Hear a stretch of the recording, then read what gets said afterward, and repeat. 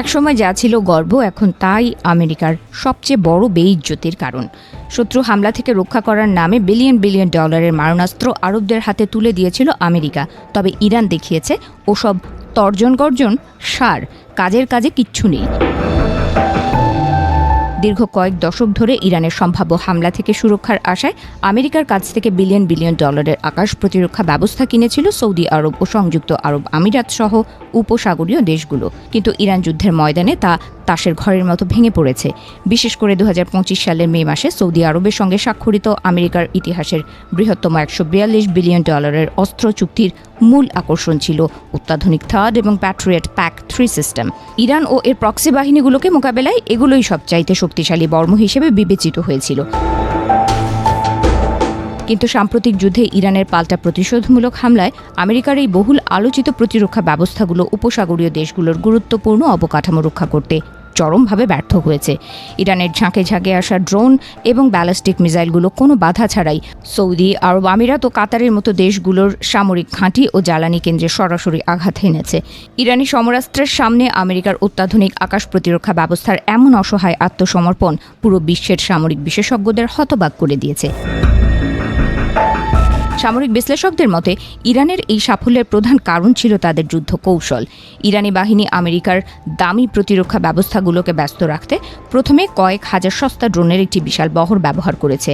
Patriot সিস্টেমগুলো যখন এই সস্তা ড্রোনগুলোকে ধ্বংস করতে গিয়ে তাদের দামি ইন্টারসেপ্টর মিসাইলগুলো শেষ করে ফেলে, ঠিক সেই মুহূর্তেই ইরান তাদের মূল ব্যালিস্টিক মিসাইলগুলো নিক্ষেপ করেছে। ফলে আমেরিকার প্রতিরক্ষা বলয় ভেদ করে আরব দেশগুলোতে সব ইরানি অস্ত্র সরাসরি লক্ষ্যবস্তুতে আঘাত হানে। স্যাটেলাইট ইমেজে দেখা গেছে আমেরিকার থার্ড সিস্টেমের সবচাইতে গুরুত্বপূর্ণ অংশ NTPY-2 রাডারগুলো সৌদি আরবের প্রিন্স সুলতান এয়ারবেস এবং জর্ডানের মুওয়াফাক সালতি এয়ারবেসে সরাসরি আঘাতে পুরোপুরি ধ্বংস হয়ে গেছে। এই রাডারগুলোকে থার্ড সিস্টেমের চোখ বলা হয়। এগুলোর ধ্বংস হওয়ার অর্থ হল পুরো প্রতিরক্ষা ব্যবস্থাটি অন্ধ হয়ে যাওয়া। আর বিষয়টি মধ্যপ্রাচ্যে আমেরিকার সামরিক শ্রেষ্ঠত্বকে বড় ধরনের চ্যালেঞ্জের মুখে ঠেলে দিয়েছে। এদিকে ইরানের এই বিপুল পরিমাণ মিসাইল হামলা মোকাবেলা করার মতো পর্যাপ্ত সরঞ্জাম সরবরাহ করতে পারছে না আমেরিকা।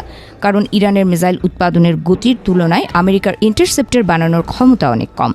আমেরিকার পররাষ্ট্রমন্ত্রী মার্কো রুবিও নিজেই স্বীকার করেছেন যে ইরান প্রতি মাসে 100টির বেশি মিসাইল তৈরি করছে, আর আমেরিকা মাসে মাত্র 6 থেকে 7টি ইন্টারসেপ্টর তৈরি করতে সক্ষম।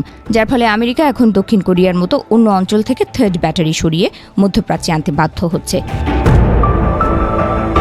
বিশেষজ্ঞরা বলছেন আরব দেশগুলো ইরানের হামলার সামনে আমেরিকার প্রতিরক্ষা ব্যবস্থার দুর্বলতার বিষয়টি আগে থেকেই আঁচ করতে পেরেছিল, কিন্তু শেষ পর্যন্ত যুদ্ধের মুখে তারা আমেরিকার ফাঁপা প্রতিরক্ষা ব্যবস্থার উপর নির্ভর করতে বাধ্য হয়েছে। শত শত বিলিয়ন ডলারের এই দামি আমেরিকান বর্ম কোনো কাজে না আসায় এখন পুরো উপসাগরীয় অঞ্চলে এক বিশাল নিরাপত্তার সংকট তৈরি হয়েছে। ফলে ভবিষ্যতে আরব দেশগুলো চীন বা অন্য পরাশক্তির কাছ থেকে প্রতিরক্ষা ব্যবস্থা কেনার দিকে ঝুঁকতে পারে বলে মনে করা হচ্ছে।